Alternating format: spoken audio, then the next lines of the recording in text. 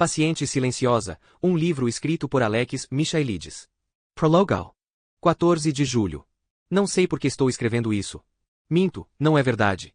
Talvez eu saiba, mas não queira admitir para mim mesma. Não sei nem que nome dar para isso aqui que estou escrevendo. Parece meio pretensioso chamar de diário. Não é como se eu tivesse alguma coisa para dizer. Anne Frank tinha um diário, não alguém como eu. Chamar de crônicas da minha vida soa meio pedante. Dá um peso e uma obrigação que eu não quero. Se virar obrigação, jamais vou levar isso adiante. Talvez eu não dê nome nenhum. Uma coisa sem nome na qual eu escrevo de vez em quando. Prefiro assim. Quando se coloca um nome em algo, não dá mais para ver essa coisa como um todo nem a importância dela. Só se presta atenção na palavra, que é a parte menos importante na verdade, a ponta do iceberg. Nunca me senti muito à vontade com as palavras, sempre penso visualmente, eu me expresso em imagens, o que significa que jamais teria começado a escrever isso aqui se não fosse por Gabriel.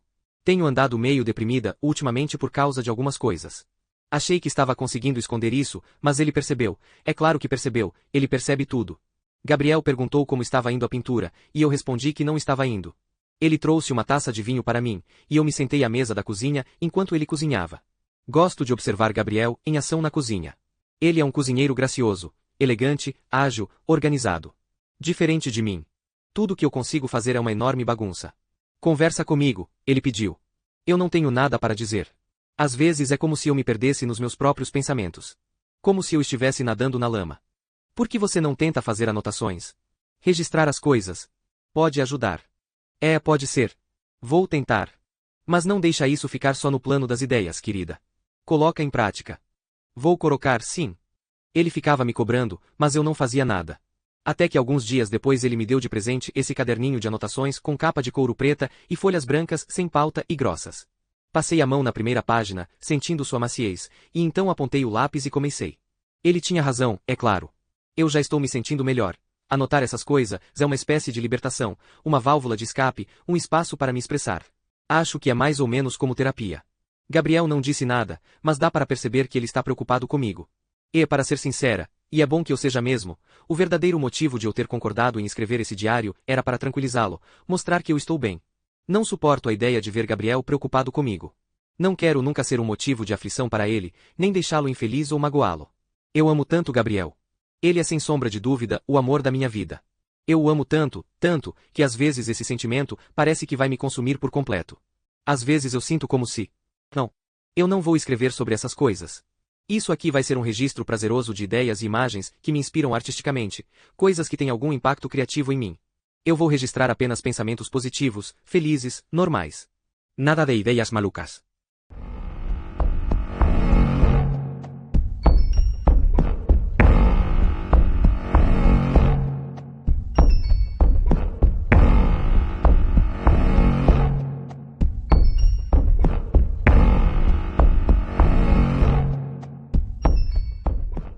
Primeira parte. Ele que tem olhos de ver e ouvidos de ouvir, vai se convencer de que nenhum mortal é capaz de guardar segredo. Se os lábios estiverem em silêncio, ele vai tagarelar com a ponta dos dedos. Traição exuda por todos os poros. Sigmund Freud, Conferência Introdutória à Psicanálise. Capítulo 1. Alicia Berenson tinha 33 anos quando matou o marido. Eles estavam casados fazia 7 anos. Os dois eram artistas. Alicia era pintora, e Gabriel, um renomado fotógrafo de moda. Ele tinha um estilo bem próprio. Fotografava mulheres semi-esquálidas e seminuas, sob ângulos estranhos e nada favoráveis. Desde sua morte, o preço das suas fotos aumentou astronomicamente. Para ser sincero, eu acho o trabalho dele bastante forçado e superficial. Sem nada do caráter visceral dos melhores trabalhos de Alicia. Não entendo de arte o bastante para dizer se Alicia Berenson vai passar no teste do tempo como pintora. Seu talento estará sempre à sombra da sua infâmia. Portanto, é difícil ser objetivo. E vocês podem me acusar de ser tendencioso. Mas é apenas a minha opinião, tenha ela o valor que tiver. E, para mim, Alicia era praticamente um gênio. Deixando de lado a excelência técnica do seu trabalho, as pinturas dela têm uma estranha capacidade de prender a atenção. Na verdade quase como se as obras agarrassem a atenção com força pelo pescoço. Gabriel Berenson foi assassinado há 6 anos. Tinha 44 anos. Foi morto no dia 25 de agosto, num verão particularmente quente, como devem se lembrar, com o registro de algumas das temperaturas mais altas jamais vistas. O dia em que ele morreu foi o mais quente do ano. No último dia de vida, Gabriel se levantou cedo. Um carro foi buscá-lo às 5h15 da manhã, na casa onde morava com Alicia na região noroeste de Londres, em frente ao parque de Hampstead Heath, e ele foi levado para uma sessão de fotos em Shoreditch. Passou o dia fotografando modelos num terraço para a Vogue. Não se sabe muito bem o que Alicia fez naquele dia. Ela estava às vésperas de uma nova exposição, atrasada com o trabalho. É provável que tenha passado o dia pintando no chalé nos fundos do jardim, que havia transformado em ateliê recentemente. No final das contas, a sessão de fotos de Gabriel avançou noite adentro e ele só foi levado de volta para casa às 11. Meia hora depois, a vizinha Barbie Hellman ouviu vários tiros. Ela ligou para a polícia e a delegacia de Haverstock Hill mandou uma viatura às 11h35, que chegou à casa da família Berenson em menos de 3 minutos. A porta da frente estava aberta. A casa, mergulhada na escuridão total, nenhum dos interruptores funcionava. Os policiais atravessaram o corredor e chegaram à sala. Usaram lanternas, iluminando o ambiente com feixes de luz intermitentes. E deram com Alicia de pé junto à lareira. Seu vestido branco ficou fantasmagórico à luz das lanternas. Alicia parecia não perceber a presença da polícia. Estava imóvel, congelada, uma estátua de gelo, com uma estranha e assustadora expressão no rosto, como se estivesse diante de um terror jamais visto. No chão, uma arma. Ao lado dela, no escuro, Gabriel sentado, imóvel, preso a uma cadeira por fios que atavam seus tornozelos e seus punhos. De início, os policiais acharam que ele estava vivo. A cabeça pendia ligeiramente para o lado, como se ele estivesse inconsciente. Até que foi possível ver, sob um dos feixes de luz, que tinha levado vários tiros no rosto. Seus traços atraentes nunca mais seriam vistos, transformados numa massa escura, carbonizada e coberta de sangue. Na parede atrás dele, pedaços do crânio, massa cinzenta, cabelos. E sangue. Havia sangue por todo lado, salpicado nas paredes, em filetes escuros no chão, nos sulcos do assoalho de madeira. Os policiais deduziram que era de Gabriel. Mas tinha sangue demais. Até que alguma coisa brilhou à luz das lanternas. Havia uma faca no chão perto dos pés de Alicia. Outro feixe de luz revelou sangue em seu vestido. Um dos oficiais pegou seus braços e os levantou na luz. Havia cortes profundos nas veias dos punhos, cortes recentes, sangrando muito. Alicia resistiu às tentativas de salvar sua vida. Foram necessários 3 policiais para contê-la. Ela foi levada para o Royal Free Hospital, a poucos minutos de distância. Desmaiou no caminho. Tinha perdido muito sangue, mas sobreviveu. No dia seguinte, estava deitada numa cama de um quarto particular do hospital. Fora interrogada pela polícia, na presença do advogado. Mas Alicia se manteve em silêncio o tempo todo. Os lábios pálidos volta e meia tremiam, mas sem chegar a formar palavras, sem emitir nenhum som.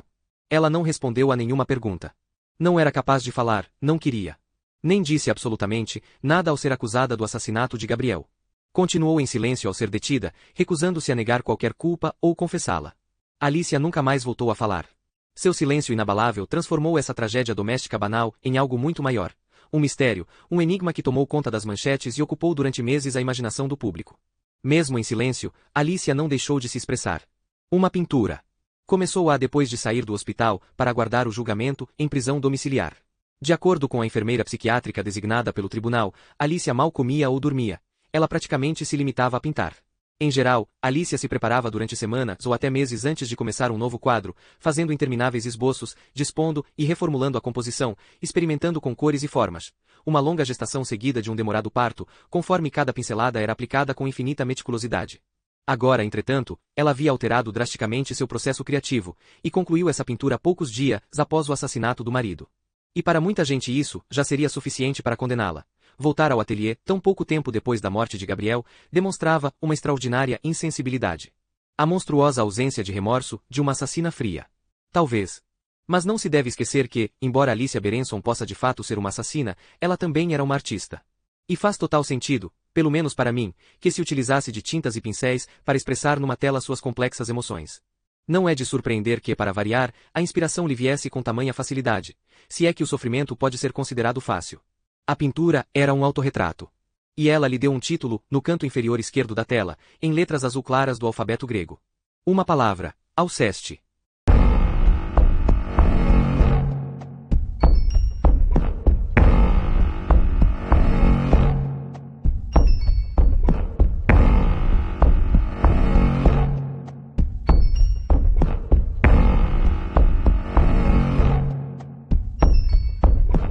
Capítulo 2. Alceste é a heroína de um mito grego. Uma história de amor das mais tristes. Alceste decide sacrificar a própria vida pelo marido, Admeto, morrendo em seu lugar quando ninguém mais o fez. Um mito perturbador de autossacrifício, embora não ficasse claro como isso estaria relacionado ao caso de Alicia. O verdadeiro significado da alusão me escapou por algum tempo. Até que um dia a verdade veio à tona. Mas não quero me adiantar. Estou me precipitando. Tenho que começar do começo e deixar que os acontecimentos falem por si mesmos. Não devo enfeitá-los, distorcê-los, nem contar mentiras. Vou avançar passo a passo, lenta e cautelosamente. Mas por onde começar? Eu preciso me apresentar, mas talvez ainda não seja o momento certo. Afinal, não sou o herói dessa história. Essa é a história de Alicia Berenson, e portanto, preciso começar por ela, e por Alceste. A pintura é um autorretrato, mostrando Alicia em seu ateliê nos dias subsequentes ao assassinato, de pé diante de uma tela num cavalete, segurando um pincel. Ela está nua. Seu corpo é entregue sem que se poupe nenhum detalhe. Longos fios de cabelo ruivo, se estendendo além dos ombros ossudos, as veias azuladas visíveis por baixo da pele translúcida, feridas recentes nos 2 punhos. Ela segura o pincel entre os dedos. Dele pinga tinta vermelha, ou seria sangue. Ela é retratada no ato de pintar, mas a tela está vazia, assim como sua expressão. Com a cabeça virada de lado, ela olha diretamente para nós. Boca aberta, lábios afastados. Muda. Durante o julgamento, Jean Félix Martin, gerente da pequena galeria do Sorro que representava Alicia, tomou a polêmica decisão, criticada por muitos como sensacionalista e macabra, de exibir Alceste. O fato de a artista estar naquele momento respondendo pela morte do marido no banco dos réus, fez com que, pela primeira vez na longa história da galeria, filas se formassem à entrada. Entrei na fila com os outros ansiosos apreciadores de arte, esperando minha vez à luz neon vermelha da Sex Shop ao lado. E, um por um, nós entrávamos. Dentro da galeria, éramos conduzidos até a pintura, como uma multidão empolgada, num parque de diversões, indo para a casa mal-assombrada. Até que me vi diante de Alceste. Fiquei encarando a pintura, o rosto de Alicia, tentando interpretar seu olhar, tentando entender, mas o retrato resistia, desafiador. Alicia me encarava com sua máscara impassível, impenetrável, enigmática. Não consegui detectar inocência, nem culpa em sua expressão. Mas houve quem achasse a leitura mais fácil. Maldade pura, sussurrou a mulher atrás de mim. Né? Concordou sua companhia. Piranha com sangue frio. Um tanto injusto, pensei, considerando que a culpa de Alicia ainda não havia sido provada. Mas, na verdade, a conclusão era inevitável. Desde o início, os tabloides venderam a ideia de que ela era uma vilã. Uma mulher fatal, uma viúva negra. Um monstro. Tal como se apresentavam, os fatos eram simples. Alicia foi encontrada sozinha com o corpo de Gabriel. Na arma, havia apenas suas impressões digitais. Não restava a menor dúvida de que ela matara Gabriel. Já o porquê continuava um mistério. O crime era debatido na mídia, e surgiam diferentes teorias nos jornais, no rádio, nos talk shows matinais da televisão. Especialistas eram convidados a explicar, condenar, justificar os atos de Alicia. Ela devia ser vítima de violência doméstica, sem dúvida, e suportou até o seu limite antes de explodir. Outra teoria era de que se tratava de um jogo sexual que deu errado, afinal, o marido não tinha sido encontrado amarrado. Alguns suspeitavam de que Alicia tenha sido levada ao assassinato pelo bom e velho ciúme, provavelmente outra mulher. No julgamento, entretanto, Gabriel foi descrito pelo irmão como um marido dedicado, profundamente apaixonado pela companheira. Bem, e questões relacionadas a dinheiro? Alicia não tinha muito a ganhar com a morte dele, era ela quem tinha dinheiro, herdado do pai. E assim corriam soltas as especulações, sem respostas, apenas mais perguntas sobre os motivos de Alicia e seu posterior silêncio. Por que ela se recusava a falar? O que isso significava? Estava escondendo alguma coisa? Protegendo alguém? Neste caso, quem? E por quê? Na época, me lembro de pensar que enquanto todo mundo falava, escrevia, discutia sobre Alicia, bem no cerne de toda essa barulhenta e frenética agitação, havia um vazio, um silêncio. Uma esfinge. No julgamento, o juiz não viu com bons olhos a persistente recusa de Alicia de se manifestar. Quem é inocente, frisava o meritíssimo juiz Alverstone, costuma proclamar a própria inocência em alto e bom som, e o tempo todo. Alicia não só permanecia em silêncio, como não demonstrava o menor sinal de remorso. Não chorou uma vez sequer durante o julgamento, fato bastante explorado pela imprensa, mantendo a expressão fria e inalterada. Congelada. A defesa não tinha escolha senão alegar inimputabilidade. Alicia tinha um longo histórico de transtornos mentais, afirmava-se, remontando à infância. O juiz descartou boa parte desse argumento como sem fundamento, mas no fim se deixou convencer por Lazarus Diomedes, professor de psiquiatria, forense no Imperial College e diretor clínico do Grove, um hospital psiquiátrico judiciário na região norte de Londres. O professor Diomedes sustentou a alegação de que a própria recusa de falar demonstrava o profundo desequilíbrio psicológico de Alicia, o que devia ser levado em conta na determinação da sentença. O que era, na verdade, um eufemismo para algo que os psiquiatras não gostam de afirmar diretamente. O que Diomedes queria dizer era que Alicia estava louca. Era a única explicação que fazia algum sentido. Por que outro motivo ela iria amarrar o homem amado a uma cadeira e atirar no rosto dele? Para depois não manifestar nenhum remorso, não dar explicações, nem sequer falar? Ela só podia estar louca. Alicia tinha que estar louca. No fim, o meritíssimo juiz Alverstone aceitou a alegação de inimputabilidade e recomendou que o júri a levasse em consideração. Alicia seria em seguida internada no Grove, sob a supervisão do mesmo professor Diomedes, cujo depoimento influenciara tanto a decisão do juiz. Se Alicia não estava louca, isto é, se o seu silêncio não passava de fingimento, uma encenação para enganar os membros do júri, então seu plano tinha dado certo. Ela escapou de uma longa sentença de prisão, e caso se recuperasse por completo, poderia ser libertada em poucos anos. Então já estaria na hora de começar a fingir essa recuperação? Pronunciar umas palavras aqui e ali, e depois um pouco mais, começar aos poucos a expressar alguma forma de remorso. Mas não. Semana após semana, mês após mês, então os anos se passaram, e Alicia continuava muda. Apenas silêncio. E assim, sem dispor de mais nenhuma revelação, a mídia, decepcionada, acabou perdendo o interesse em Alicia Berenson. Ela se tornou mais uma dentre esses assassinos de fama passageira, rostos de que nos lembramos, mas cujos nomes esquecemos. Nem todos nós. Certas pessoas, entre elas eu mesmo, continuaram fascinadas pelo mistério de Alicia Berenson e seu persistente silêncio. Como terapeuta, me parecia evidente que ela havia sofrido algum trauma grave em relação à morte de Gabriel, e o silêncio era uma expressão desse trauma. Incapaz de enfrentar o que tinha feito, Alicia emperrou e ficou imobilizada, como um carro com defeito. Eu queria contribuir para fazê-la dar a partida novamente, ajudar Alicia a contar sua história, se curar e ficar bem. Queria a consertá-la. Sem querer parecer que estou me gabando, eu me considerava a pessoa certa para ajudar Alicia Berenson. Sou psicoterapeuta forense, acostumado a trabalhar com pessoas vulneráveis e com muitos traumas. E algo na história de Alicia ressoava em mim. Desde o começo, senti uma profunda empatia por ela. Infelizmente, na época eu ainda trabalhava em Broadmoor. Portanto, me dedicar ao tratamento de Alicia seria apenas, ou deveria ter sido, uma fantasia sem desdobramentos reais, não fosse a inesperada intervenção do destino. Quase 6 anos depois da internação de Alicia, o cargo de psicoterapeuta forense ficou vago no Grove. Assim que vi o anúncio, percebi que não tinha escolha.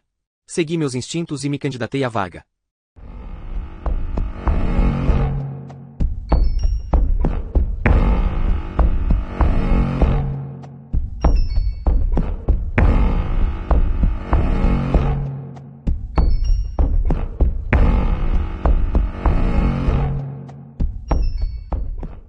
Capítulo 3. Eu me chamo Theo Faber. Tenho 42 anos. E me tornei terapeuta porque a minha cabeça era toda fodida. A verdade é essa, embora eu não tenha dito isso na entrevista de emprego, quando me fizeram essa pergunta. O que atraiu você na psicoterapia? Perguntou Indira Sharma, enquanto me observava por cima dos óculos redondos e enormes. Indira dava consultoria psicoterapêutica no Grove. Com 50 e tantos anos, tinha um rosto redondo e atraente e longos cabelos pretos e lustrosos com algumas mechas grisalhas. Ela me ofereceu um leve sorriso, como que dizendo que essa ainda era uma pergunta fácil, só para esquentar, precedendo desafios mais ardilosos. Hesitei. Dava para sentir os outros integrantes do comitê olhando para mim. Fiz questão de manter contato visual, enquanto desfiava uma resposta ensaiada, uma história repleta de bons sentimentos sobre meu trabalho de meio período num lar para idosos na adolescência. E como isso despertou em mim o interesse pela psicologia, que levou a uma pós-graduação em psicoterapia, e assim por diante. Acho que eu queria ajudar as pessoas. E dei de ombros. Foi isso mesmo. O que era uma completa bobagem. Quer dizer, claro que eu queria ajudar os outros. Mas esse era um objetivo secundário, principalmente quando comecei a faculdade. A verdadeira motivação era puramente egoísta. Eu precisava ajudar a mim mesmo. E acho que isso se aplica à maioria das pessoas que lida com saúde mental. Somos atraídos por essa profissão porque a nossa cabeça está uma bagunça. Estudamos psicologia para curar a nós mesmos. Agora, saber se estamos dispostos a admitir isso já é outra história. Nós, seres humanos, vivemos nossos primeiros anos num território anterior à memória. Costumamos pensar que surgimos dessa névoa primordial com o caráter plenamente formado, como Afrodite irrompendo perfeita da espuma do mar.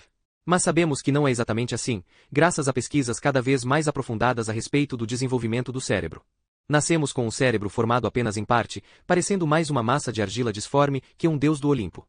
Como dizia o psicanalista Donald Winnicott, não existe essa coisa de bebê. O desenvolvimento da nossa personalidade não ocorre de maneira isolada, mas na relação com os outros, somos moldados e completados por forças invisíveis de que não nos recordamos, no caso, nossos pais. O que é assustador, por motivos óbvios. Quem sabe quantas injúrias não sofremos, quantos tormentos e abusos, nesse território anterior à memória. Nossa natureza se formou sem que sequer soubéssemos disso. No meu caso, eu cresci me sentindo tenso, com medo, ansioso. Essa ansiedade parecia anterior à minha existência e independente de mim. Desconfio, no entanto, que teve origem na minha relação com o meu pai, perto de quem eu jamais me sentia seguro. Os acessos de raiva imprevisíveis e arbitrários do meu pai transformavam qualquer situação, por mais inofensiva, num potencial campo minado.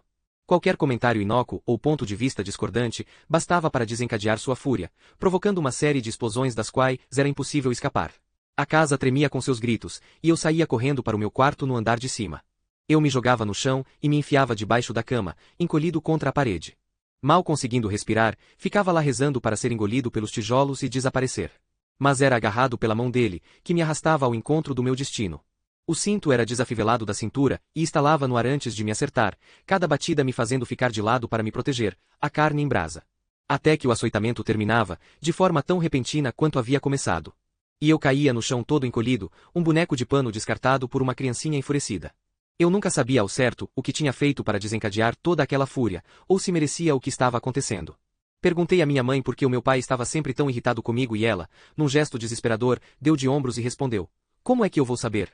Seu pai é completamente maluco." Ao dizer que ele era maluco, ela não estava brincando. Se fosse avaliado hoje por um psiquiatra, desconfio que meu pai teria sido diagnosticado com transtorno de personalidade, doença que não recebeu nenhum tratamento ao longo de toda a sua vida. O resultado para mim foi uma infância e uma adolescência dominadas pela histeria e pela violência física. Ameaças, lágrimas e vidro quebrado. Havia momentos de felicidade, geralmente quando meu pai não estava em casa. Eu me lembro de um inverno, em que ele fez uma viagem de negócios de um mês aos Estados Unidos. Durante 30 dias, minha mãe e eu tivemos total liberdade na casa e no jardim, longe do seu olhar vigilante. Nevou muito em Londres naquele mês de dezembro, e o jardim inteiro ficou enterrado debaixo de um tapete branco, espesso e liso. Mamãe e eu fizemos um boneco de neve. Inconscientemente ou não, era uma representação do Nosso Senhor ausente naquele momento. Eu o batizei de papai, e com aquela barriga enorme, as duas pedras negras fazendo as vezes de olhos e os gravetos inclinados representando as sobrancelhas severas, a semelhança era assombrosa. Completamos a ilusão, colocando nele as luvas, o chapéu e o guarda-chuva do meu pai. Então arremessamos bolas de neve nele com violência, enquanto dávamos risadinhas feito crianças travessas. Caiu uma nevasca pesada naquela noite. Minha mãe foi para a cama, e eu fingi estar dormindo, mas escapuli para o jardim e fiquei lá sob a neve que caía. Estendi as mãos, pegando flocos de neve, vendo-os desaparecer entre os dedos. A sensação era de felicidade e frustração, e expressava uma verdade que eu era incapaz de manifestar na época. Meu vocabulário era limitado demais, minhas palavras formavam uma malha frouxa demais para capturá-la. De certa maneira, tentar agarrar flocos de neve que desaparecem é como tentar agarrar a felicidade. Um ato de posse que imediatamente se transforma em nada. O que me lembrou que havia um mundo inteiro fora daquela casa, um mundo de imensidão e inconcebível beleza que, por enquanto, estava fora do meu alcance. Essa lembrança tem voltado a mim com frequência ao longo dos anos. Como se o sofrimento que cercava aquele breve momento de liberdade a fizesse arder ainda mais vívida. Uma luzinha minúscula cercada de escuridão. Eu me dei conta de que a única esperança de sobrevivência seria bater em retirada, tanto física quanto psicologicamente. Eu precisava fugir para bem longe. Só assim estaria salvo. E então, aos 18 anos, consegui as notas de que precisava para garantir uma vaga na universidade. E deixei aquela prisão de Surrey, e achei que estava livre. Mas não estava. Na época eu não sabia, mas já era tarde. Eu tinha internalizado meu pai, ele estava introjetado em mim, profundamente enterrado no meu inconsciente. Por mais que fugisse, eu o levava comigo aonde quer que fosse. Era perseguido por um implacável e infernal coro de erinhas, todas com a voz dele, gritando que eu não valia nada, que eu era uma vergonha, um fracasso. No meu primeiro período na faculdade, naquele primeiro e rigoroso inverno, as vozes ficaram tão estridentes, tão paralisantes, que passaram a me controlar. Imobilizado pelo medo, eu não conseguia sair, socializar nem fazer amigos. Era como se não tivesse saído de casa. Não havia esperança. Eu tinha sido derrotado, estava aprisionado. Colocado contra a parede. Sem saída. Uma única solução se apresentava. Fui de farmácia em farmácia comprar caixas de paracetamol. Comprava poucas caixas por vez para não despertar suspeitas, mas nem precisava me preocupar. Ninguém estava prestando a menor atenção em mim. Sem dúvida, eu era tão invisível quanto me sentia. Fazia frio no meu quarto, e eu sentia os dedos dormentes e desajeitados ao abrir as caixas. Tive que fazer um esforço enorme para engolir os comprimidos. Mas os forcei goela abaixo, um atrás do outro. E me arrastei até a minha cama estreita e desconfortável. Fechei os olhos e esperei a morte. Mas a morte não veio. O que veio foi uma dor visceral e abrasadora. Eu me curvei e vomitei, cuspindo bile e comprimidos mal digeridos em cima de mim mesmo. Deitado lá no escuro, senti meu estômago em chamas, pelo que pareceu uma eternidade. Até que lentamente na escuridão, eu me dei conta de algo. Eu não queria morrer. Ainda não, não sem nem sequer ter vivido. Senti então alguma esperança, mesmo que confusa e indefinida. E que, de qualquer maneira, me levou a reconhecer que eu não seria capaz de fazer aquilo sozinho. Eu precisava de ajuda.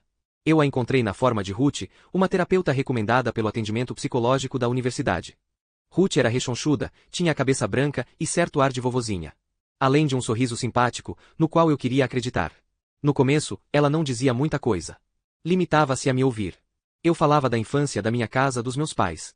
Enquanto falava, percebi que, por mais sofridos que fossem os detalhes que relatava, eu não sentia nada. Estava desligado das minhas emoções, como uma mão decepada do punho. Falava de lembranças dolorosas e impulsos suicidas, mas não o sentia. Volta e meia, no entanto, eu olhava para Ruth.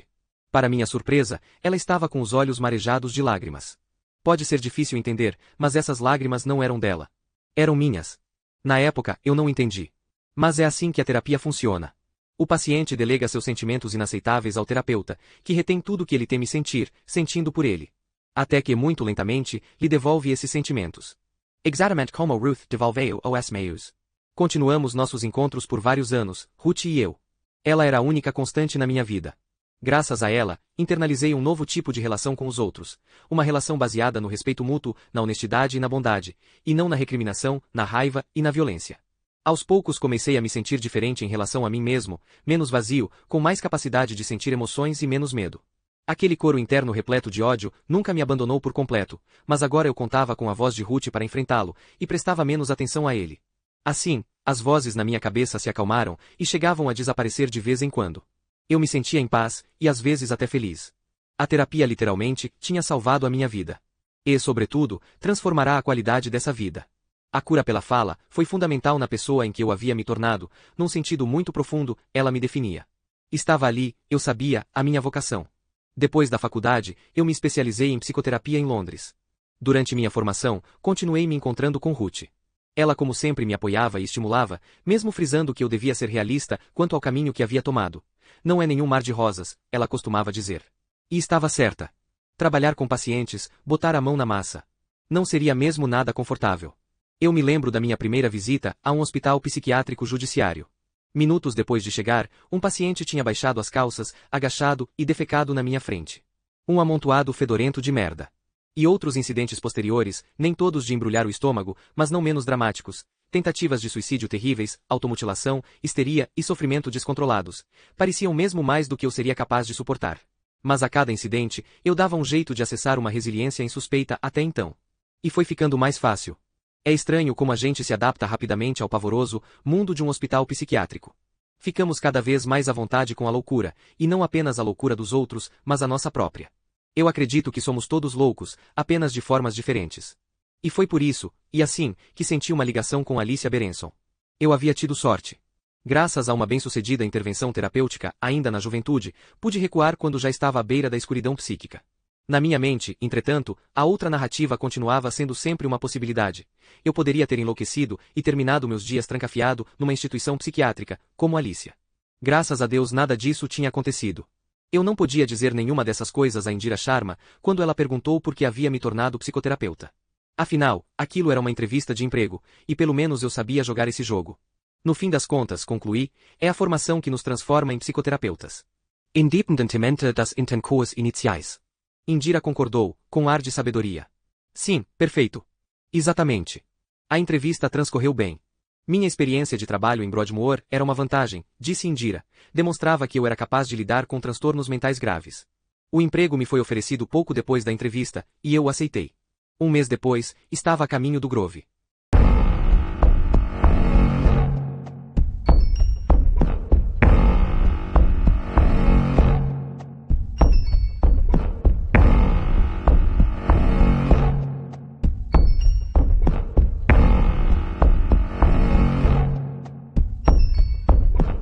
Capítulo 4. Cheguei ao Grove, acompanhado por um vento gélido de janeiro. As árvores sem folhas pareciam esqueletos ao longo da rua. O céu estava branco, carregado com a neve que ainda ia cair. De pé na entrada, busquei o maço de cigarros no bolso. Eu estava há mais de uma semana sem fumar, tinha prometido a mim mesmo que dessa vez era para valer, ia largar de verdade. Mas ali estava eu, já fraquejando. Acendi um, irritado comigo mesmo. Um terapeuta tende a encarar o hábito de fumar como uma dependência não resolvida. Algo que qualquer terapeuta que se preze já devia ter trabalhado e superado.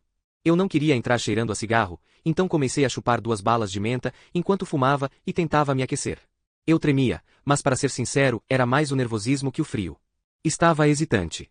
Meu supervisor em Broadmoor tinha dito sem rodeios que eu estava cometendo um erro. Deu a entender que minha partida significava a interrupção de uma carreira promissora, mostrando-se um tanto desdenhoso em relação ao Grove e particularmente ao professor Diomedes. Um sujeito nada ortodoxo. Trabalha muito com relações de grupo. Trabalhou um tempo com Folks. Nos anos 80, comandava uma espécie de comunidade terapêutica alternativa em Hertfordshire. Esse tipo de terapia não é economicamente viável, especialmente hoje em dia. Ele hesitou um instante e prosseguiu falando mais baixo. Não quero assustar você, Theo, mas ouvi rumores de que aquilo lá vai ser fechado. Você pode estar desempregado daqui a 6 meses. Tem certeza de que não vai reconsiderar? Hesitei, mas só por educação. Tenho, sim. Ele balançou a cabeça. Para mim parece suicídio profissional. Mas se a sua decisão está tomada. Eu não falei para ele de Alicia Berenson, do meu desejo de tratá-la.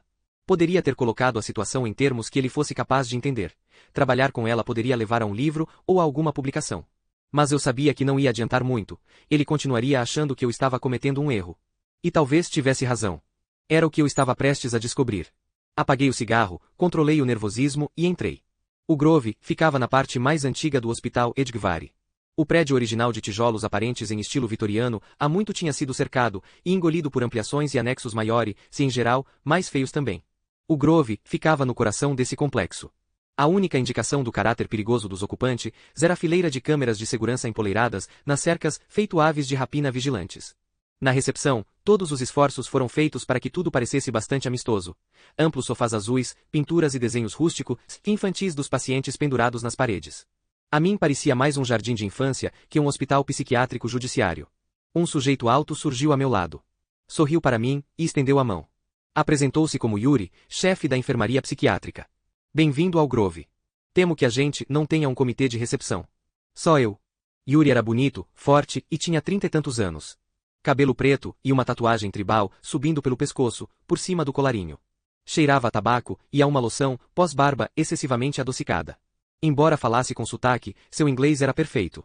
Cheguei da Letônia há 7 anos, e na época eu não falava uma palavra de inglês. Mas em um ano já era fluente. Isso é impressionante. Que nada. Inglês é uma língua fácil. Experimenta só falar letão. Ele riu e pegou o tilintante chaveiro que trazia preso ao cinto. Tirou algumas chaves e as entregou a mim. Você vai precisar dessas para os quartos individuais. E vai ter que aprender os códigos das alas. É muita chave. Em Broadmoor eu tinha bem menos.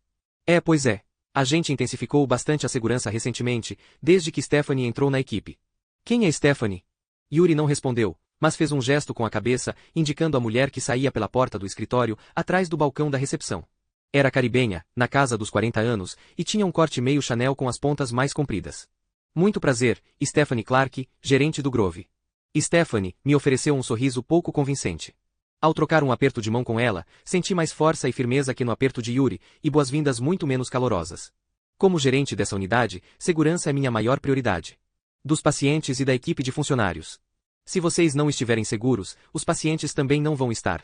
Ela me entregou um aparelhinho, um alarme para relatar agressões físicas. Fica com ele o tempo todo. Não deixa na sua sala. Resisti à tentação de dizer sim, senhora. Melhor cair nas graças de Stephanie para evitar complicações. Fora exatamente essa minha tática anteriormente com outros gerentes autoritários, evitar confrontos e me manter invisível. Prazeam kun rekla, Stapania. E abri um sorriso. Ela fez que sim com a cabeça, mas não sorriu. Yuri vai levar você até a sua sala. Ela deu meia volta e saiu, marchando sem olhar para trás. Vem comigo, Kama Yuri. Fui com ele até a entrada da ala, uma enorme porta de aço reforçado. Ao lado, o detector de metais era controlado por um guarda. Você conhece o protocolo, certo? Disse Yuri. Nada de objetos pontiagudos. Nada que possa ser usado como arma. Nem isqueiros, acrescentou o guarda enquanto me revistava, catando meu isqueiro do bolso com um olhar acusador. Foi mal. Esqueci que estava com isso. Yuri fez sinal para que o acompanhasse. Vou levar você até a sua sala. Todo mundo está no encontro comunitário, por isso está tudo bem tranquilo por aqui. Posso participar também? Do encontro? Yuri parece surpreso. Você não quer se acomodar na sua sala primeiro? Isso pode ficar para depois. Se não for nenhum problema para você. Ele deu de ombros. Como quiser. Por aqui. Yuri me conduziu então por corredores interligados e pontuados por portas trancadas, uma sucessão de portas batidas, ferrolhos abertos e chaves giradas nas fechaduras. Avançávamos lentamente. Ficava evidente que há muito não se gastava na manutenção do prédio. Paredes com tinta descascando, um leve cheiro de mofo e corredores repletos de manchas. Yuri parou em frente a uma porta fechada e indicou com a cabeça. Eles estão aí. Pode entrar. Ok, obrigado. Hazari me preparando. E então abri a porta e entrei.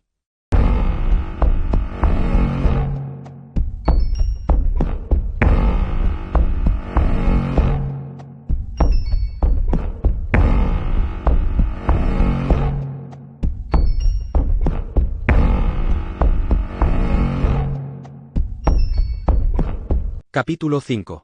O encontro era realizado num salão comprido com janelas altas e gradeadas, que davam para um muro de tijolos aparentes. No ar, um cheiro forte de café misturado à loção de Yuri.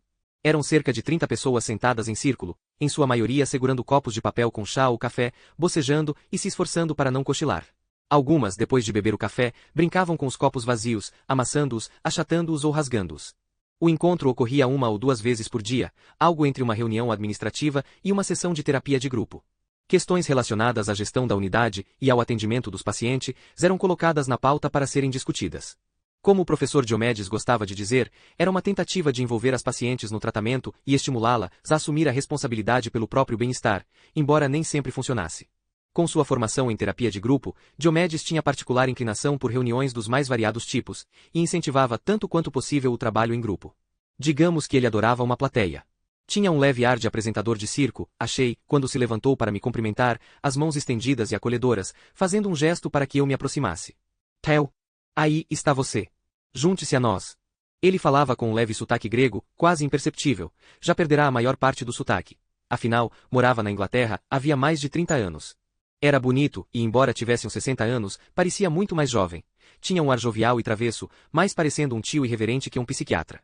O que não quer dizer que não fosse extremamente dedicado ao atendimento das pacientes. Chegava antes do pessoal da limpeza pela manhã, e ficava até depois da troca de turno das equipes à noite, às vezes passando a madrugada no sofá da sua sala.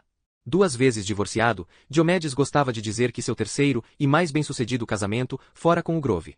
Sente-se aqui. E apontou para uma cadeira, vazia ao seu lado. Sente, sente, sente. Obedecai. Diomedes fez todo um floreio para me apresentar. Permitam-me apresentar nosso novo psicoterapeuta, Theo Faber. Espero que possam, como eu, lhe dar as boas-vindas à nossa pequena família. Enquanto ele falava, eu percorria o círculo com o olhar em busca de Alicia. Mas não a encontrava. Com exceção do professor Diomedes, impecavelmente vestido de terno e gravata, as outras pessoas estavam quase todas de camisa de manga curta ou camiseta. Difícil identificar quem era paciente e quem fazia parte da equipe. Alguns rostos me eram familiares, Christian, por exemplo. Eu o havia conhecido em Broadmoor. Um psiquiatra que jogava rugby, de nariz quebrado e barba preta. Bonitão de um jeito meio sujo. Saiu de Broadmoor, pouco depois de eu ter chegado. Eu não gostava muito dele, mas para ser justo não o conhecia muito bem, porque não trabalhamos juntos por muito tempo. Eu me lembrei de Indira, da entrevista. Ela sorriu para mim, e eu me senti grato, pois era o único rosto amistoso por ali. A maioria das pacientes me encarava com ar mal-humorado e desconfiado. Quem podia culpá-las? Os abusos que sofreram, físicos, psicológicos, sexuais. Tudo isso significava que levaria muito tempo até confiarem em mim, se é que chegariam a confiar. Eram todas mulheres, em sua maioria com traços grosseiros, cheias de rugas e cicatrizes. Tiveram vidas muito difíceis, passando por horrores que as levaram a se refugiar na terra de ninguém da doença mental. Essas vidas estavam entalhadas naqueles rostos, impossíveis de serem ignorados. Mas e Alicia Berenson? Onde ela estava? Voltei a passar os olhos pelo círculo, mas ainda não conseguia encontrá-la. Até que me dei conta, eu estava bem diante dela. Alicia estava sentada à minha frente, do outro lado do círculo. Eu não a tinha visto porque ela era invisível. Curvada para a frente, Alicia estava completamente largada na cadeira. Obviamente bastante sedada. Segurava um copo de papel cheio de chá, que a mão trêmula derramava constantemente no chão. Eu me contive para não ir até ela e endireitar o copo. Estava tão alterada que duvido que tivesse notado alguma coisa. Eu não esperava que ela estivesse tão debilitada. Ainda havia sinais da bela mulher que tinha sido. Olhos de um azul profundo, um rosto perfeitamente simétrico. Mas estava magra demais e parecia suja. Os longos cabelos ruivos estavam imundos e embaraçados. As unhas estavam roídas e quebradas. Dava para ver as cicatrizes sutis nos 2 punhos, as mesmas que eu vira tão bem reproduzidas em Alceste. Os dedos não paravam de tremer, sem dúvida efeito colateral do coquetel de drogas que estava tomando, risperidona e outros antipsicóticos pesados. E a saliva brilhante se acumulava ao redor da boca aberta, outro lamentável efeito colateral da medicação. A pessoa baba de forma incontrolável. Percebi que Diomedes olhava para mim. Desviei a atenção de Alicia e foquei nele. Com certeza você poderá se apresentar melhor, Theo, comentou ele. Não quer dizer algumas palavras? Obrigado, assenti. Na verdade, não há o que acrescentar. Apenas que estou muito feliz de estar aqui. Empolgado, nervoso, cheio de expectativa. E mal posso esperar para conhecer todo mundo, especialmente as pacientes. E eu? Fui interrompido por um estrondo súbito quando uma porta foi aberta. Inicialmente, achei que estava vendo coisas. Uma gigante entrou no salão, segurando duas enormes estacas de madeira acima da cabeça e as atirou na nossa direção como se fossem lanças. Uma das pacientes cobriu os olhos e gritou. Uma parte de mim achava que as lanças iriam nos empalar, mas elas foram parar no meio do círculo, batendo com força no chão. Foi quando vi que não eram lanças. Era um taco de bilhar partido ao meio. A enorme paciente, uma mulher turca de cabelos escuros na casa dos 40 anos, gritou. Mas que merda! Esse taco está quebrado tem uma semana, e vocês ainda não trocaram essa porra. Olha a boca, Elif, interveio Diomedes. Não vou cuidar do problema do taco, até a gente resolver, se está certo permitir, que você participe do encontro, chegando tão atrasada. Ele virou a cabeça com certa malícia, e jogou a pergunta para mim. O que você acha, Theo? Hesitei, e levei um tempo até conseguir falar. Eu acho importante respeitar os horários e chegar na hora para o encontro. Como você fez, certo? Cortou um sujeito do outro lado do círculo. Eu me virei, e vi que tinha sido Christian. Ele riu da própria piada. Abri um sorriso forçado, e me voltei de novo para Elif. Ele tem razão, eu também me atrasei. Quem sabe então, não podemos aprender juntos a lição. Que porra é essa que você está falando? Questiona Elif. Aliás, quem é você afinal? Elif. Olha a boca, advertiu Diomedes outra vez. Não me obrigue a suspender você. Sente-se. Elif continuou de pé. E o taco? A pergunta era endereçada a Diomedes, e ele olhou para mim, esperando que eu respondesse. Elif, já percebi que você está irritada por causa do taco, comecei. Desconfio que a pessoa que quebrou esse taco também estivesse irritada. O que nos leva a pensar no que fazer com a raiva, numa instituição como essa? Que tal explorarmos o assunto e falarmos um pouco sobre raiva? Não quer se sentar? Elif revirou os olhos. Mas se sentou. Indira fez que sim com a cabeça, parecendo satisfeita. Começamos a falar sobre a raiva, Indira e eu, tentando atrair as pacientes para um debate sobre seus sentimentos de raiva. E conduzimos bem a situação, pensei. Eu sentia que Diomedes estava observando, avaliando meu desempenho. E parece satisfeito. Olhei de relance para Alicia. E, para minha surpresa, ela estava olhando para mim, ou pelo menos na minha direção. Uma expressão turva e nebulosa, como se esforçasse para focar os olhos e ver. Se alguém me dissesse que aquela casca vazia fora um dia a brilhante Alicia Berenson, considerada pelos que a conheciam uma mulher deslumbrante, fascinante, cheia de vida, eu não teria acreditado. E naquele exato momento me certifiquei de que havia tomado a decisão certa ao vir para o Grove. Todas as minhas dúvidas se esvaíram. Estava decidido a não parar por nada até que Alicia se tornasse minha paciente. Não havia tempo a perder, Alicia estava perdida. Desaparecida. E eu pretendia encontrá-la.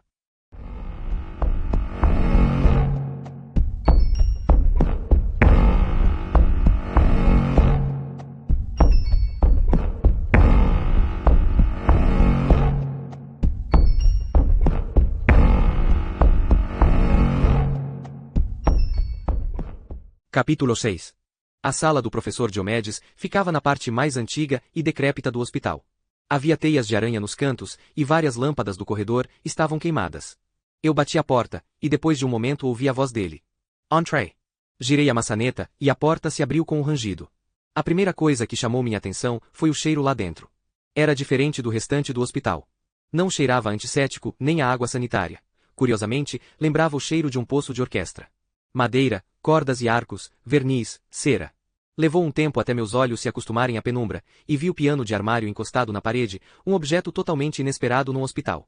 Umas 20 estantes para partitura feitas de metal se destacavam nas sombras, e uma pilha de partituras se erguia em cima de uma mesa, uma instável torre de papel buscando o céu. Em outra mesa, um violino, perto de um oboé e de uma flauta. E ao lado uma harpa, um objeto enorme com sua bela estrutura de madeira, delimitando uma infinidade de cordas. Eu olhava para tudo aquilo boquiaberto. Diomedes riu. Está se perguntando o que são esses instrumentos todos? Ele estava sentado à sua mesa, dando uma risadinha. São seus? São sim. Música é o meu hobby. Não minto, a minha paixão. Ele fez a correção de dedo em riste, dramático. O professor tinha um jeito vivaz de se expressar, gesticulando muito para acompanhar e enfatizar a fala, como se regesse uma orquestra invisível. Eu tenho uma orquestra amadora, aberta a quem quiser participar, pacientes ou equipe. Não existe nenhuma ferramenta terapêutica tão eficaz quanto a música. Ele fez uma pausa para recitar em tom musical, como se cantasse. A música oferece encantos até ao coração mais duro. Concorda? Com certeza. Diomedes me perscrutou por um momento. Você toca alguma coisa? Como assim? Qualquer coisa. Triângulo já seria um bom começo. Fiz que não com a cabeça. Não sou muito de música. Eu toquei um pouco de flauta doce na escola quando era criança. E só. Quer dizer que você sabe ler música? Isso já é uma vantagem. Ótimo. Escolha qualquer instrumento. Eu ensino. Sorri e voltei a balançar a cabeça. Acho que eu não tenho muita paciência. Não? Como terapeuta, seria bom cultivar a paciência. Quando jovem, eu não sabia muito bem se devia ser músico, padre ou médico. Diomedes deu uma risada. E agora eu sou as três coisas. Parece mesmo. Sabe de uma coisa? Disse ele, mudando de assunto sem esboçar a menor pausa. Fui eu que bati o martelo na sua entrevista. O voto de Minerva, por assim dizer. Eu defendi com unhas e dentes a sua contratação. E sabe por quê? Pois lhe digo, eu vi alguma coisa em você, Theo. Você me lembra a mim mesmo. Quem sabe? Daqui a alguns anos, pode ser que o diretor desse negócio aqui seja você. Ele deixou as palavras ressoarem por um tempo, então suspirou. Se isso aqui ainda existir, é claro. Você acha que não? Quem sabe? Pouquíssimos pacientes, uma equipe grande demais. Estamos trabalhando em conjunto com a Fundação para ver se encontramos um modelo mais economicamente viável. O que significa que somos constantemente observados e avaliados, espionados. Como se faz um trabalho terapêutico nessas condições? Você poderia perguntar. Como dizia Winnicott, não dá para fazer terapia num prédio em chamas. Diomedes balançou a cabeça e de repente parecia ter a idade que tinha. Cansado, exaurido. Baixou a voz e começou a falar num sussurro meio conspiratório. Eu acho que a gerente Stephanie Clark está em conluio com eles. Afinal, é a fundação que paga o salário dela. Fique de olho nela, e você vai entender o que estou dizendo. Achei que Diomedes parecia um tanto paranoico, mas talvez fosse compreensível. Eu não queria dizer nada que me comprometesse, então fiquei diplomaticamente em silêncio por um tempo. Até que, quero perguntar uma coisa. A respeito de Alicia. Alicia Berenson? Diomedes me olhou de um jeito estranho. O que tem ela? Tenho curiosidade sobre o trabalho terapêutico que está sendo feito com ela. Ela está em terapia individual? Não. Por algum motivo. Foi tentado. E desistimos. Por quê? Com quem ela se consultava? Indira? Não. Diomedes meneou a cabeça. Na verdade, ela se consultava comigo. S.I. O que aconteceu? Ele deu de ombros. Ela se recusava a vir à minha sala, era eu que ia até o quarto dela. Nas sessões, Alicia se limitava a ficar sentada na cama olhando para a janela. Ela se recusava a falar, é claro. Se recusava até a olhar para mim. Ele jogou os braços para o alto, exasperado. Cheguei à conclusão de que era pura perda de tempo. Acenei positivamente com a cabeça. Imagino que. Quer dizer, fico me perguntando sobre a transferência, sim? Diomedes me perscrutava com curiosidade. Próssega. Não é uma possibilidade que ela visse você como uma presença autoritária e talvez, potencialmente punitiva. Não sei como era a relação dela com o pai, mas... Diomedes ouvia com um leve sorriso, como se alguém estivesse contando uma piada e ele já antecipasse o fim. Mas você acha que talvez ela fosse se relacionar melhor com alguém mais jovem? Deixe-me adivinhar. Alguém como você? Você acha que pode ajudar Alicia, Theo? Que pode salvá-la? Que pode fazer com que ela fale? Salvar, não sei, mas gostaria de ajudar. Gostaria de tentar. Diomedes sorriu, com o mesmo ar de divertimento. Você não é o primeiro. Eu achava que conseguiria. Alicia é uma sirena muda, meu rapaz, que nos atrai para as rochas, onde nossas ambições terapêuticas são feitas em pedaços. Ele voltou a sorrir. Ela me deu uma bela lição sobre fracasso. Talvez você precise aprendê-la também. Eu o encarei com um olhar desafiador. A não ser, é claro, que eu seja bem-sucedido.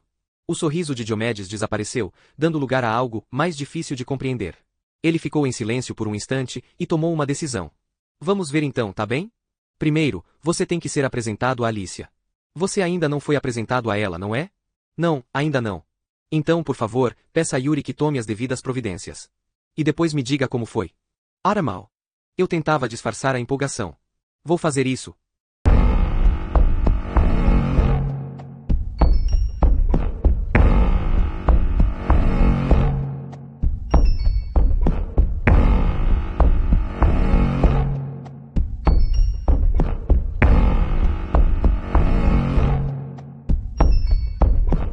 Capítulo 7. A sala de terapia era um retângulo pequeno e estreito, vazia feito uma cela de prisão, ou mais até. A janela, gradeada, ficava fechada. Sobre a mesinha, uma caixa rosa-choque de lenços de papel destoava com seu tom alegre, e só podia ter sido deixada ali por Indira. Eu não conseguia imaginar Christian oferecendo lenços de papel aos pacientes.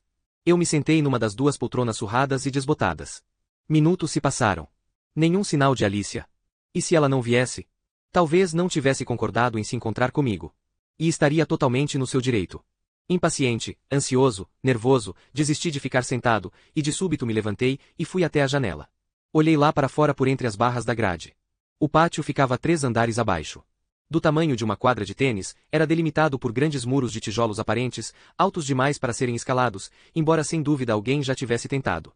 Toda tarde as pacientes eram conduzidas até lá para tomar ar fresco por meia hora, quisessem ou não, e neste tempo gelado, seria compreensível que oferecessem resistência.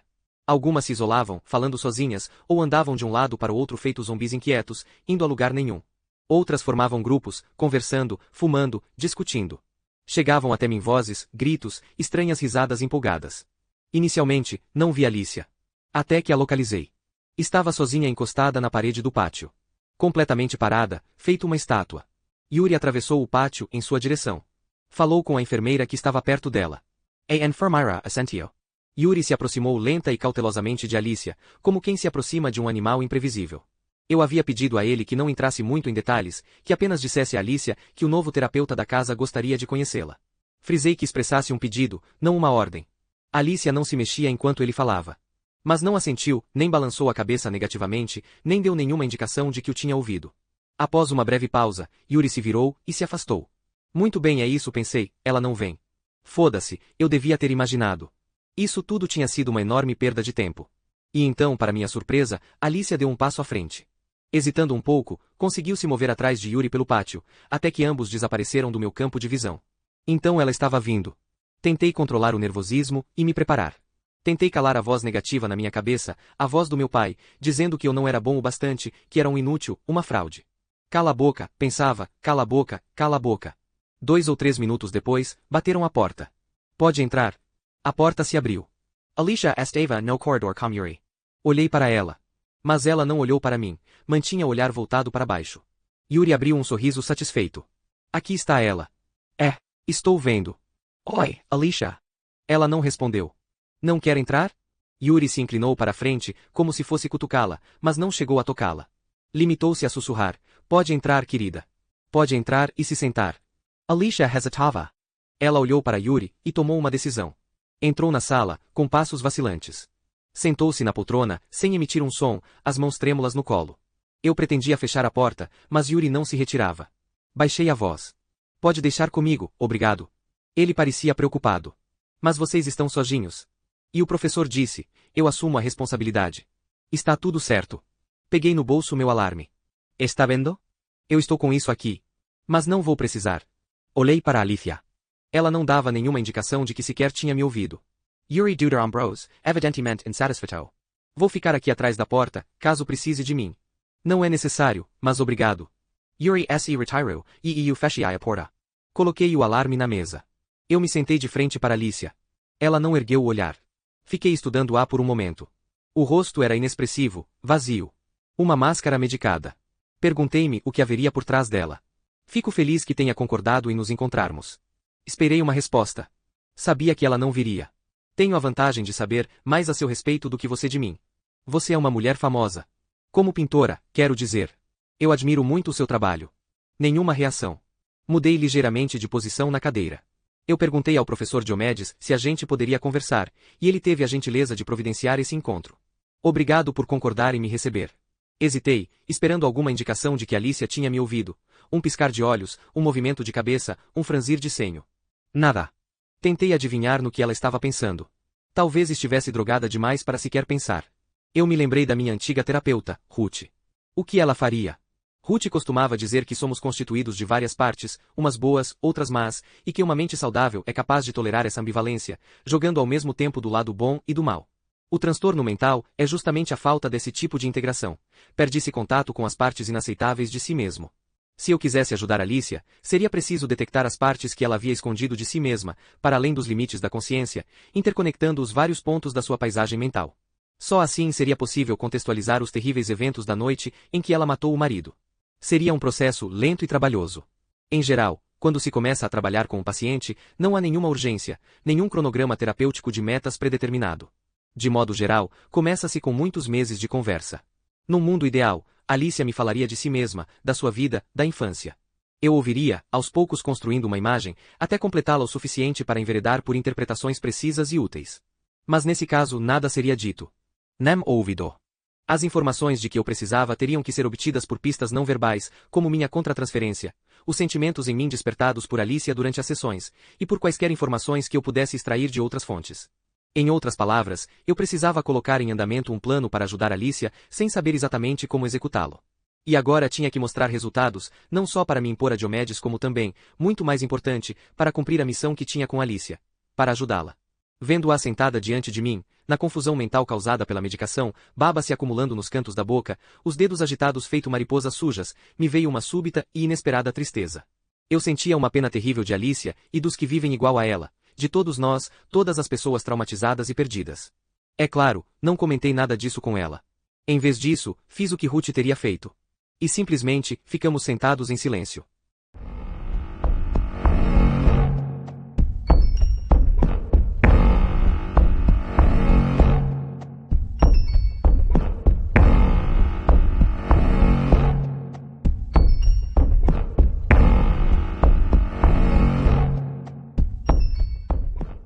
Capítulo 8. Abri a pasta de Alicia na minha mesa. Diomedes a havia oferecido a mim. Você precisa ler as minhas anotações. Elas vão ajudar. Eu não tinha a menor vontade de passar pelas anotações dele. Já sabia o que Diomedes pensava. Precisava era descobrir o que eu pensava. Mas aceitei por educação. Obrigado. Isso vai ajudar muito. Minha sala era pequena, com pouca mobília, isolada nos fundos do prédio, perto da escada de incêndio. Olhei pela janela. Um passarinho preto bicava um tufo de grama lá fora, desanimado e sem muita esperança. Treme. A sala estava gelada. O pequeno aquecedor debaixo da janela estava quebrado. Yuri se ofereceu para tentar consertá-lo, mas acrescentou que o melhor seria falar com Stephanie, ou, se isso não desse certo, levar o problema ao encontro comunitário. De repente, eu me identifiquei com Elif e sua luta pela substituição do taco de bilhar quebrado. Comecei a passar os olhos pela pasta de Alicia, sem muitas expectativas. A maior parte das informações de que eu precisava estava no banco de dados online. Diomedes, no entanto, como muitos outros integrantes mais velhos da equipe, preferia redigir seus relatórios à mão, e ignorando os insistentes apelos em contrário de Stephanie, continuava a fazê-lo, daí a papelada na minha frente, com páginas e mais páginas cheias de orelhas. Passei batido pelas anotações de Diomedes, ignorando suas interpretações psicanalíticas, um tanto ultrapassadas, e foquei nos relatórios diários das enfermeiras a respeito do comportamento de Alicia. Li os relatórios com atenção. Eu queria fatos, números, detalhes. Precisava saber exatamente no que estava me metendo, com o que teria que lidar, se haveria surpresas pelo caminho. A pasta pouco revelou. Ao ser internada, Alicia cortou os punhos 2 vezes e se feria com qualquer coisa que estivesse ao alcance. Nos primeiros 6 meses, era sempre acompanhada por pelo menos 2 enfermeiras, regime que acabou sendo reduzido a apenas uma. Alicia não fazia o menor esforço para interagir com as pacientes ou a equipe, mantendo-se retraída e isolada, e de modo geral as outras pacientes a deixavam em paz. Se uma pessoa não responde quando alguém lhe fala e nunca puxa conversa, ela acaba sendo esquecida.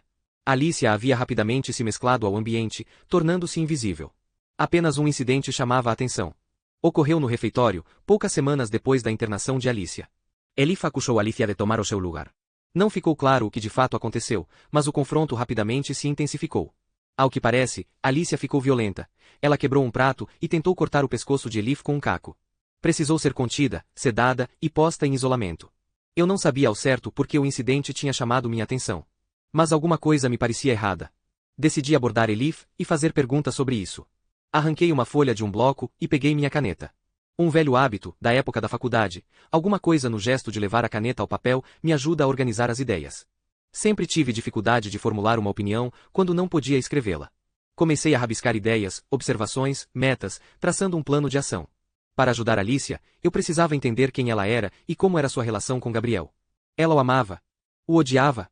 Por que se recusava a falar do assassinato ou de qualquer coisa? Nenhuma resposta por enquanto, apenas perguntas. Escrevi uma palavra e a sublinhei. Alceste. O autorretrato. Por algum motivo ele era importante, eu bem sabia, e entender o motivo seria fundamental para desvendar esse mistério. Essa pintura era a única comunicação de Alicia, seu único testemunho. Dizia algo que eu ainda precisava compreender. Escrevi um lembrete para voltar à galeria e dar uma olhada na pintura outra vez. Anotei outra palavra: infância. Para entender o assassinato de Gabriel, eu precisava entender não só os acontecimentos da noite em que Alicia o matou, mas também os do passado distante. As sementes do ocorrido naqueles poucos minutos em que ela atirou no marido, provavelmente, foram plantadas anos antes. A fúria assassina, a fúria homicida, não nasce no presente. Ela tem origem no território anterior à memória, no mundo da primeira infância, com abusos e maus-tratos, que vão se acumulando ao longo dos anos até explodir, não raro contra o alvo errado. Eu precisava descobrir de que forma ela havia sido moldada pela infância, e se Alicia não queria ou não era capaz de me dizer, eu teria que encontrar alguém que o fizesse. Alguém que a conhecesse antes do crime, que me ajudasse a entender sua história, quem ela era e como foi acabar daquela maneira. Na pasta, o parente mais próximo listado era sua tia Lydia Rose, que cuidou de Alicia depois da morte da mãe dela num acidente de carro. Alicia também estava dentro do carro quando o acidente aconteceu, mas sobreviveu. A menininha deve ter sido profundamente afetada por esse trauma. Eu esperava que Lydia pudesse falar disso. O único outro contato era o advogado de Alicia, Max Berenson. Max era irmão de Gabriel Berenson. Ele estava numa posição ideal para observar os dois lados. Outra questão era saber se Max Berenson confiaria em mim. Não seria uma atitude nada ortodoxa um terapeuta procurar a família do seu paciente, para dizer o mínimo. Eu tinha a vaga sensação de que Diomedes não concordaria. Melhor não pedir autorização, concluí, para não vê-la sendo recusada. Pensando em retrospecto, vejo que essa foi minha primeira transgressão profissional ao lidar com Alicia, estabelecendo um infeliz precedente para o que viria depois. Eu devia ter parado ali. Mas àquela altura, já era tarde demais. Sob muitos aspectos, meu destino estava decidido, como numa tragédia grega. Peguei o telefone.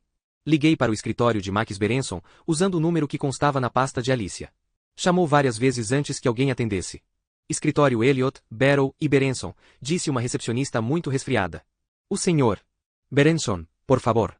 Quem gostaria? Meu nome é Tel Faber. Sou psicoterapeuta no Grove. Gostaria de saber se posso trocar algumas palavras com o senhor Berenson a respeito da cunhada dele. Houve uma breve pausa antes que ela respondesse. Ah, é sim. Bem, o senhor Berenson só volta para o escritório na próxima semana. Ele está em Edimburgo, visitando um cliente. Se quiser deixar seu número, vou pedir a ele que retorne assim que voltar. Dei meu número e desliguei.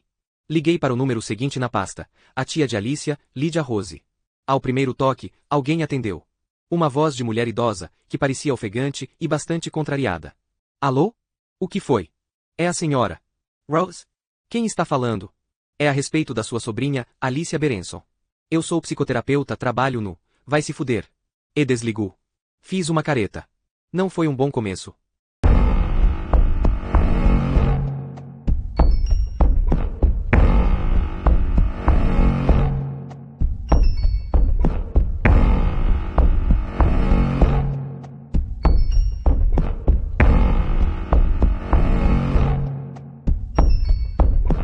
Capítulo 9.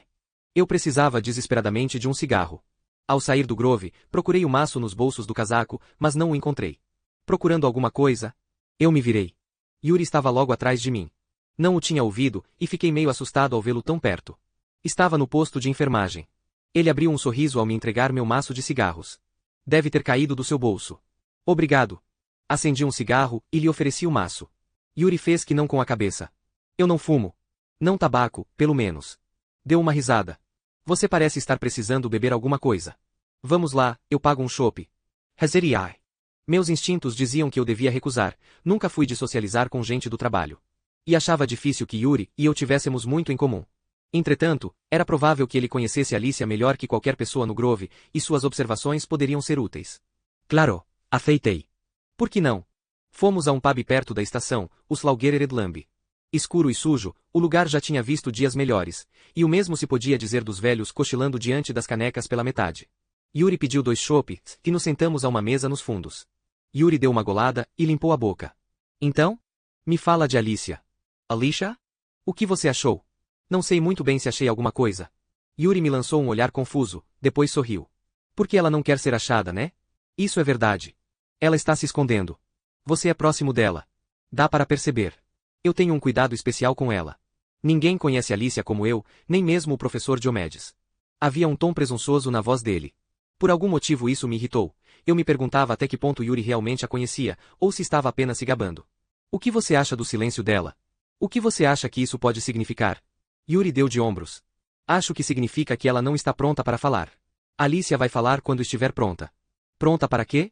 Para a verdade, meu amigo. E qual é a verdade? Yuri inclinou a cabeça de leve para o lado, me analisando. A pergunta que ele fez em seguida me surpreendeu. Você é casado, Theo? Fiz que sim. Sou, sim. Certo, era o que eu imaginava. Eu também fui casado. A gente veio da Letônia. Mas ela não se adaptou como eu. Não se esforçou de verdade, sabe como é, não aprendeu inglês. De qualquer maneira, a gente não era. Eu não era feliz, mas não admitia isso, eu mentia para mim mesmo. Ele tomou o restante do chopp e concluiu o raciocínio. Até que eu me apaixonei. Presumo que não tenha sido pela sua esposa. Yuri riu e acenou com a cabeça negativamente. Não. Uma mulher que morava perto da nossa casa. Uma mulher linda. Foi amor à primeira vista. Eu a vi na rua. Levei muito tempo para reunir coragem para falar com ela. Eu costumava seguir-la. Às vezes a observava sem que ela percebesse. Eu ficava na frente da casa dela observando, esperando que ela aparecesse na janela. Ele riu. Essa história estava começando a me deixar desconfortável. Terminei o chopp e olhei para o relógio, esperando que Yuri entendesse a indireta, o que não aconteceu. Um dia, tentei falar com ela. Mas ela não se interessou por mim. Tentei algumas vezes, mas ela pediu que eu parasse de ficar importunando. Perfeitamente compreensível, pensei. Eu estava prestes a me despedir, mas Yuri não parava de falar. Foi muito difícil aceitar aquilo. Eu estava convencido de que a gente tinha sido feito um para o outro. Fiquei de coração partido. Furioso com ela. Muito mesmo. E o que aconteceu? Apesar de tudo, eu estava curioso. Nada. Nada? Você ficou com a sua mulher? Yuri acenou negativamente com a cabeça. Não. Nosso relacionamento já tinha acabado. Mas eu precisei me apaixonar por aquela mulher para admitir.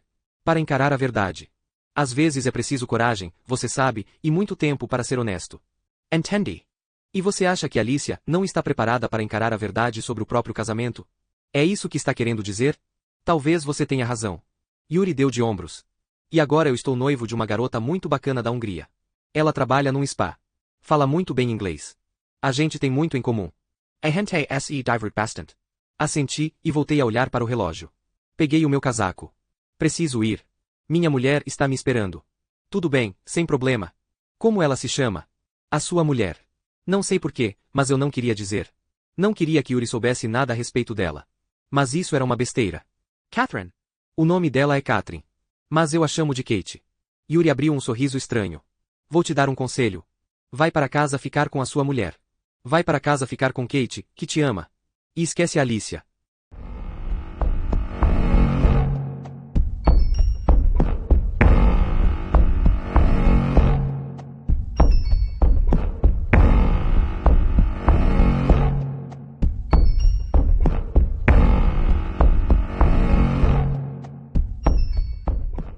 Capítulo 10. Fui me encontrar com Kate no café do National Theatre, em South Bank, onde os artistas costumavam se encontrar depois dos ensaios. Ela estava sentada nos fundos do café com duas outras atrizes, totalmente entretida na conversa. Elas me viram enquanto eu me aproximava. Suas orelhas estão queimando, querido? Perguntou Kate ao me beijar. E deveriam? Estou contando tudo sobre você para as meninas. Ah! É melhor eu sair então? Não seja bobo. Santa! Você chegou na hora certa. Acabei de começar a contar como foi que a gente se conheceu. Eu me sentei, e Kate continuou a história. Ela gostava de contá-la. De vez em quando olhava para mim e sorria, como se quisesse me incluir, mas era só um gesto pro forma, pois a história era dela, não minha. Eu estava num bar quando ele, enfim, apareceu. Finalmente, quando eu já estava desistindo, ele surgiu, o homem dos meus sonhos. Antes tarde do que nunca. Eu achava que aos 25 já estaria casada. Aos 30, teria 2 filhos, um cachorrinho, um enorme financiamento imobiliário.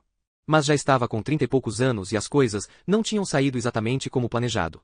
Kate disse isso com um sorriso ardiloso e piscou para as meninas. De qualquer forma, eu estava saindo com um cara australiano, o nome dele era Daniel. Mas ele não queria se casar nem ter filhos tão cedo, por isso eu sabia que estava perdendo tempo. E a gente tinha saído naquela noite, quando de repente aconteceu. O príncipe encantado apareceu. Kate olhou para mim, sorriu e revirou os olhos. Acompanhado da namorada. Essa parte da história precisava ser muito bem contada para garantir a boa vontade do público. Kate e eu estávamos saindo com outras pessoas quando nos conhecemos. Dupla infidelidade não é um começo dos mais atraentes ou auspiciosos para um relacionamento, especialmente por termos sido apresentados pelos nossos parceiros da época. Eles se conheciam, não sei ao certo de onde, não me lembro exatamente de todos os detalhes. Talvez Marianne tenha saído alguma vez com o colega de quarto de Daniel, ou o contrário. Também não me lembro muito bem de como fomos apresentados, mas me lembro da primeira vez que vi Kate. Foi como um choque. Me lembro dos seus longos cabelos pretos, dos olhos verdes penetrantes, da boca. Ela era linda, maravilhosa. Um anjo. Nesse ponto do relato, Kate fez uma pausa e sorriu, buscando minha mão. Você se lembra, Theo? Como foi que a gente puxou conversa? Você disse que estava terminando a pós em psicoterapia. E eu disse que era maluca. Então, era uma combinação perfeita. As garotas caíram na gargalhada. Kate também riu e olhou para mim com sinceridade, ansiosa, os olhos buscando os meus. Não. Falando sério, querido. Foi amor à primeira vista, não foi? Era deixa para mim. Eu concordei e lhe dei um beijo na bochecha. Claro que foi. Amor de verdade. Isso mereceu um olhar de aprovação das amigas. Mas eu não estava fingindo. Kate tinha razão, foi amor à primeira vista. Quer dizer, pelo menos desejo. Embora naquela noite eu estivesse com Marianne, não conseguia tirar os olhos de Kate. Eu a observava de longe, numa conversa animada com Daniel. Até que vi seus lábios, formando um vai se fuder. Eles estavam discutindo. E parecem exaltados. Daniel deu meia volta e foi embora. Você está tão silencioso, comentou Marianne. Aconteceu alguma coisa? Não, nada. Vamos para casa então. Estou bem cansada. Ainda não. Eu mal prestava atenção nela. Vamos beber mais alguma coisa. Eu quero ir agora. Então vai. Marianne me encarou com mágoa no olhar, pegou o casaco e saiu. Eu sabia que brigaríamos no dia seguinte, mas não me importava. Eu me aproximei de Kate no bar. Daniel vai voltar? Não. E Marianne? Fiz que não com a cabeça. Não. Quer outra bebida? Eu adoraria. Pedimos então mais 2 drinks. E ficamos de pé lá no bar, conversando. Lembro que falamos da minha formação em psicoterapia. E Kate falou da sua experiência no curso de teatro. Ela não ficou muito tempo, porque no fim do primeiro ano, assinou um contrato com um agente e desde então, só atuava profissionalmente. Sem saber exatamente por quê, supus que ela seria uma boa atriz. Estudar não era para mim, explicou ela. Eu queria sair de lá e começar logo de uma vez. Sabe como é? Começar o quê? A atuar? Não. A viver. Kate inclinou a cabeça, me olhando de um jeito travesso com os olhos esmeralda penetrantes sob os cílios negros. E você, Theo? Como você tem paciência de continuar estudando? Talvez eu não queira sair por aí vivendo. Talvez eu seja covarde. Não. Se você fosse covarde, teria ido para casa com a sua namorada. Kate deu uma risada, surpreendentemente malévola. Eu queria agarrá-la e beijá-la intensamente. Jamais havia sentido tamanho desejo físico. Eu queria puxá-la para mim, sentir seus lábios e o calor do seu corpo junto ao meu. Me desculpa, disse ela. Eu não devia ter dito isso. Eu sempre falo o que me vem à cabeça. Eu te falei, eu sou meio maluca. Kate fazia muito isso, alegar insanidade, eu sou maluca, eu sou meio doidinha, eu não bato bem da cabeça. Mas jamais acreditei nela. Seu riso era muito fácil e frequente para eu acreditar que ela tivesse vivenciado o tipo de escuridão que eu havia experimentado. Ela era espontânea, tinha uma leveza. Kate adorava viver, a vida era uma constante fonte de diversão. Ao contrário do que dizia, ela parecia a pessoa menos louca que eu conhecia. Perto dela, eu me sentia mais equilibrado. Kate era americana. Nascida e criada no Upper West Side de Manhattan. Por causa da mãe, inglesa, tinha dupla cidadania, mas nem de longe parecia inglesa. Era clara e decididamente a antítese de uma inglesa, não só na maneira de falar, mas na sua visão de mundo. Tão confiante, tão exuberante. Eu jamais havia encontrado alguém como ela. Saímos do bar e pegamos um táxi, dei o endereço do meu apartamento. Ficamos em silêncio, no breve percurso. Ao chegarmos, ela encostou seus lábios delicados nos meus. Eu me livrei das minhas reservas e a puxei para mim. Continuamos nos beijando, enquanto eu tentava encontrar as chaves. Mal tínhamos entrado, e já estávamos tirando a roupa, tropeçando até o quarto, caindo na cama. Aquela foi a noite mais libidinosa e feliz da minha vida. Passei horas explorando o corpo de Kate. Fizemos sexo a noite inteira, até o amanhecer. Lembro que era tudo muito branco.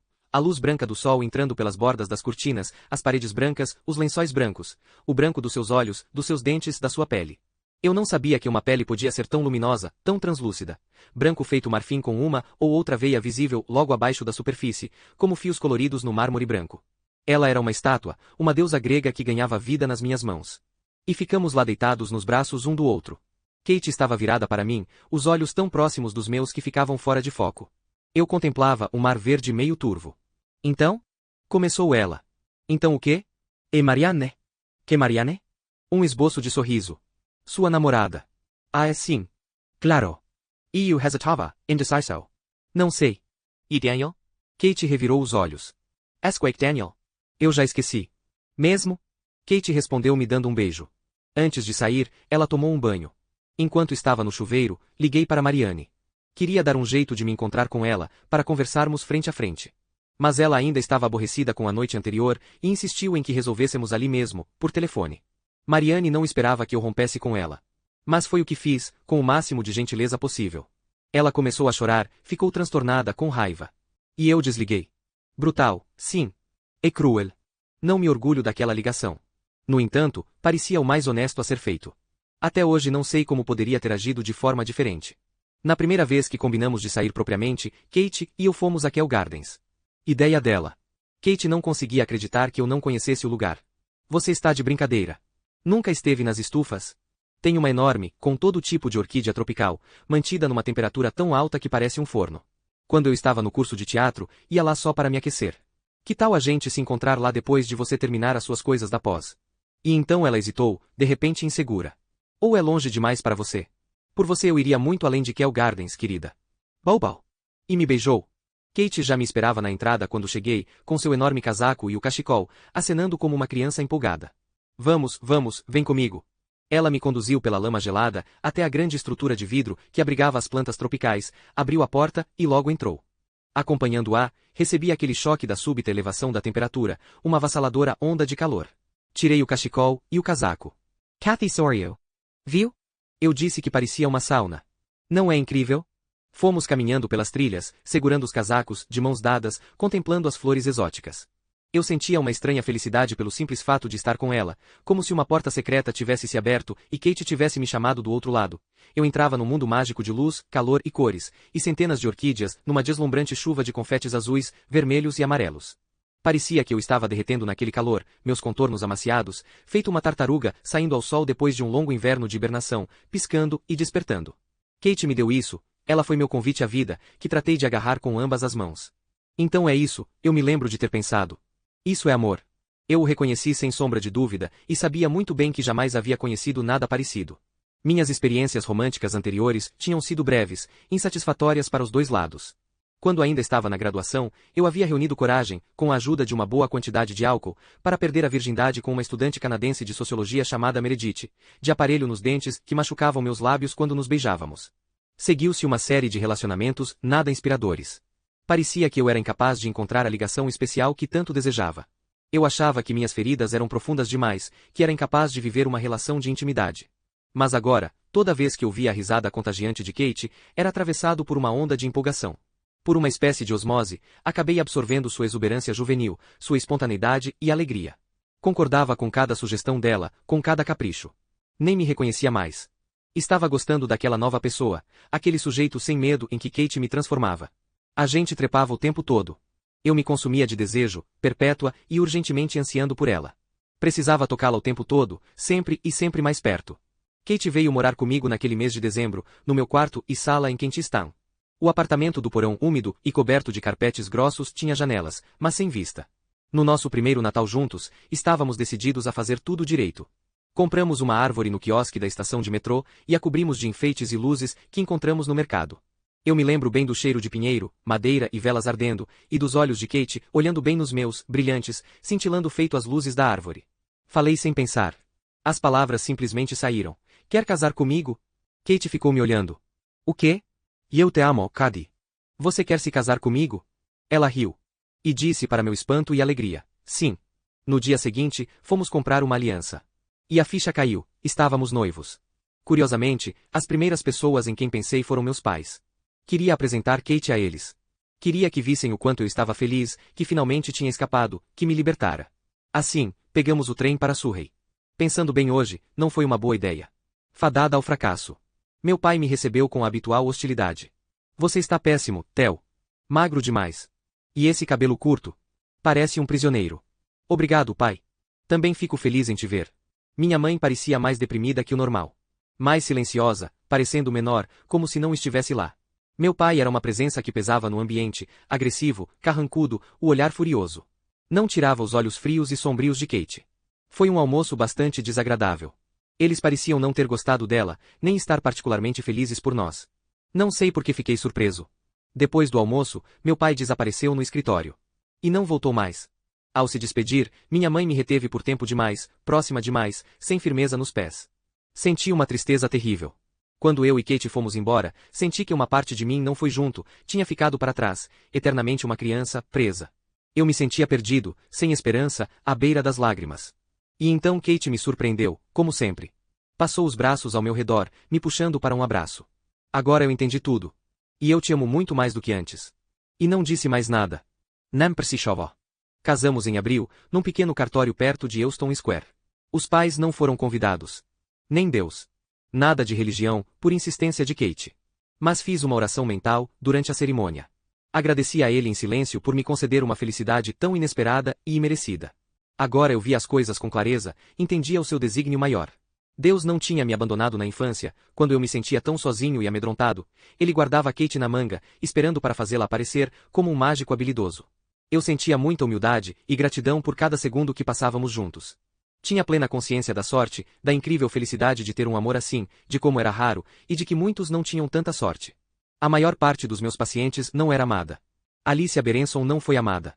Difícil imaginar duas mulheres mais diferentes que Kate e Alicia. Kate me dá ideia de luz, calor, cores e riso. Quando penso em Alicia, só me vem escuridão, profundezas, tristeza. Silêncio.